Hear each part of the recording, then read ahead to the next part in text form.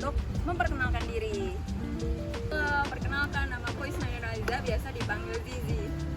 Halo, perkenalkan, namaku Konita Valda Yuhanda, biasa dipanggil Valda. Halo, perkenalkan aku Jelena Kasih Patra, biasa dipanggil Jel. Hai, kenalin namaku Violeta Nisri Malani, biasa dipanggil Vio. Halo, aku lagi sendiri nih. Aku Fabian Damara Kusuma Putra, biasa dipanggil Fabian. Oke, mulai dari pengertian. Lembaga pembiayaan bisnis merupakan suatu badan usaha yang melakukan urusan pembiayaan dalam bentuk penyediaan dana atau barang modal. Kegiatan lembaga pembiayaan ini dilakukan dalam bentuk penyediaan dana atau barang modal dengan tidak menarik dana secara langsung dari masyarakat dalam bentuk giro, deposito, tabungan, dan surat sanggup bayar. Oleh karena itu, lembaga pembiayaan juga berperan sebagai salah satu lembaga sumber pembiayaan alternatif yang memiliki potensial untuk menunjang perekonomian nasional. Dasar hukum yang mendasari lembaga pembiayaan bisnis di Indonesia antara lain Peraturan Presiden Nomor 9 Tahun 2009 yang diperjelas dalam Pasal 2, Pasal 8, serta Pasal 11. Lalu ada Keputusan Presiden Nomor 61 Tahun 1988. Lalu ada Keputusan Menteri Keuangan Nomor 1251-KMK.013-1988 tentang ketentuan dan tata cara pelaksanaan lembaga pembiayaan. Untuk latar belakang lembaga pembiayaan bisnis dijelaskan dalam Peraturan Presiden RI Nomor 9 Tahun 2009 bahwa lembaga pembiayaan sebagai badan usaha uang melakukan kegiatan pembiayaan dalam bentuk penyediaan dana atau barang modal. Kemudian diperjelas dalam Pasal 2 tentang lembaga pembiayaan yang meliputi perusahaan pembiayaan, perusahaan modal ventura, dan perusahaan pembiayaan infrastruktur. Lembaga pembiayaan bisnis memiliki peran-peran yang sangat penting, antara lain 1. Sebagai salah satu lembaga sumber pembiayaan alternatif yang memiliki potensial untuk menunjang pertumbuhan perekonomian nasional. Yang kedua, lembaga pembiayaan juga memiliki peran penting dalam hal pembangunan, yaitu menampung dan menyalurkan aspirasi dan minat masyarakat, serta berperan aktif dalam pembangunan negara. Yang ketiga, lembaga pembiayaan juga diharapkan bagi masyarakat atau pelaku usaha dapat mengatasi salah satu faktor yang umum dialami, yaitu faktor permodalan. Di sini saya Konita Valda Yuhanda akan menjelaskan bagian mengenai ruang lingkup lembaga pembiayaan bisnis. Ruang lingkup lembaga pembiayaan bisnis meliputi pemberian pembiayaan untuk keperluan modal usaha, investasi, pembelian aset, maupun restrukturisasi utang.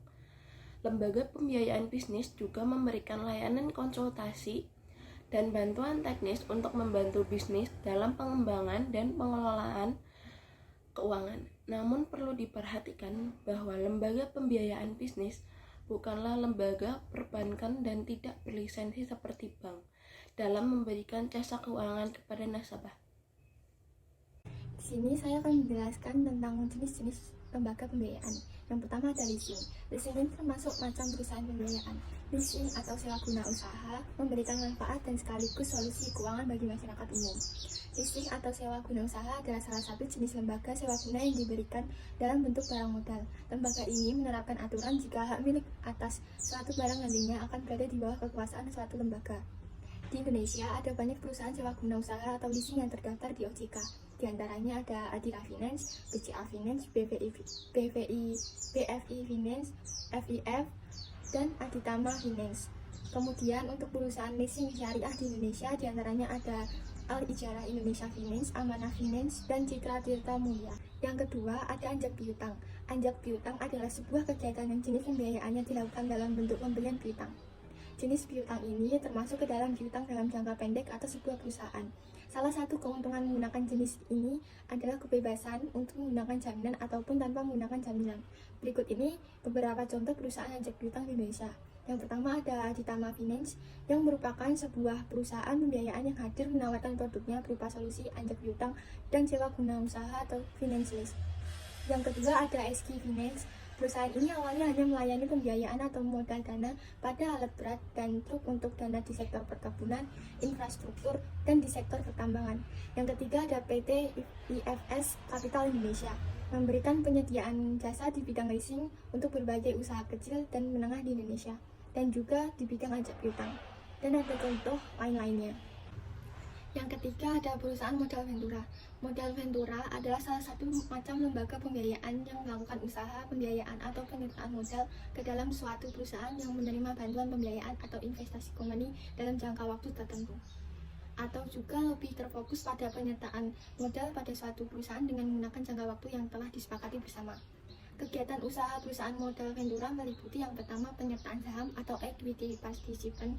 Yang kedua ada penyertaan melalui pembelian obligasi konversi atau quasi equity participant. Yang ketiga ada pembiayaan berdasarkan pembagian atas hasil usaha atau profit atau revenue sharing. Contoh dari perusahaan ventura yang masih aktif di Indonesia yaitu yang pertama CyberAgent Venture, merupakan perusahaan modal ventura yang berasal dari Jepang. CyberAgent ini berkontribusi terhadap Tokopedia. Yang kedua ada Ace Ventures. Perusahaan ini merupakan perusahaan modal ventura pertama di Indonesia yang didirikan sejak tahun 2010. Yang ketiga ada IMJ. IMJ merupakan salah satu perusahaan modal venture yang memberikan bantuan modal kepada para startup. Selain itu, IMJ juga memberikan bantuan di bidang jasa akses, internet relasi, pengembangan bisnis, dan pengembangan produk. Yang keempat ada Venox Venture Capital. Perusahaan ini menjadi salah satu perusahaan modal ventura yang cukup terkenal di kalangannya. Calon partner mereka akan terhubung langsung dengan perusahaan yang ada di Jepang dan di Silicon Valley. Hal ini akan sangat membantu pertumbuhan dari perusahaan partner dan akan menemukan perbedaan perusahaan kecil, menengah, dan besar. Saya Jelena akan melanjutkan menjelaskan tentang jenis-jenis lembaga pembiayaan. Yang keempat yaitu ada penerbit kartu kredit. Usaha kartu kredit atau credit card adalah kegiatan pembiayaan untuk pembelian barang dan atau jasa dan menggunakan kartu kredit. Nah, contohnya itu ada Bank Mandiri, Bank BCA, Siniaga, atau bank-bank yang lain. Selanjutnya untuk jenis lembaga pembiayaan ada pembiayaan konsumen. Pembiayaan konsumen atau consumer finance adalah kegiatan pembiayaan untuk pengadaan barang berdasarkan kebutuhan konsumen dengan pembayaran secara angsuran. Contohnya ada PT Adira Quantum Multifinance. Di sini saya Isna Nur Aziza akan menyampaikan bagian dari lembaga pembiayaan bisnis, bagian lembaga keuangan. Nah, apa sih itu lembaga keuangan? Nah, lembaga keuangan menurut pasal yang telah tercantum tentang perbankan Indonesia bahwa lembaga keuangan merupakan badan atau lembaga yang kegiatannya menarik dana dari masyarakat dalam dan menyalurkan lagi kepada masyarakat. Nah, lembaga keuangan dibagi menjadi dua, yaitu bank dan non-bank. Nah, lembaga keuangan sektor bank itu sendiri yaitu lembaga keuangan yang kegiatan utamanya menyalurkan jasa dalam pembayaran dan peredaran uang serta pemberian kredit dan juga penyediaan jasa keuangan lainnya. Kemudian yang lembaga sektor non-bank yaitu lembaga keuangan yang menghimpun dana dengan cara mengeluarkan surat berharga dan menyalurkannya lagi ke dalam masyarakat. Nah, proses penyaluran dapat terjadi secara langsung maupun tidak langsung.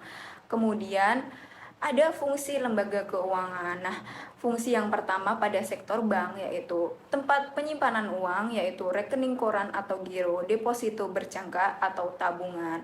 Yang kedua ada sebagai pembeli atau penyalur kredit bank. Yang ketiga sebagai perantara dalam pembayaran dan yang keempat ada mencetak uang. Nah, kemudian fungsi sektor non-bank itu sendiri yang pertama ada menghimpun dana yang kemudian dirubah menjadi surat-surat berharga, yang kedua ada pemberian kredit bank jangka pendek dan jangka panjang, kemudian yang ketiga menjadi perantara bagi perusahaan modal dalam berkredit.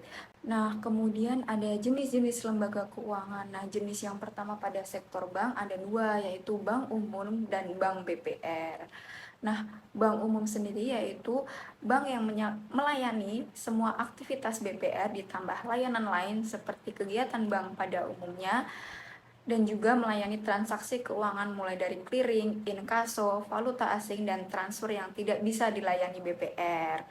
Nah, untuk BPR sendiri yaitu Bank Perekonomian Rakyat yang biasa melayani simpanan berupa deposito berjangka tabungan dan bentuk lainnya seperti melayani kredit, pembiayaan dan penempatan dana sertifikat Bank Indonesia dan deposito atau sertifikat deposito berjangka. Nah, kemudian yang non-bank ada asuransi, yang kedua ada pasar modal, yang ketiga ada dana pensiun, dan yang keempat ada LPDP. Nah, untuk undang-undang yang berlaku telah tercantum pada PPT tersebut. Nah, mungkin itu yang bisa saya sampaikan. Terima kasih. Kami dari kelompok 8 izin pamit. Sekian dan terima kasih. Jangan lupa like,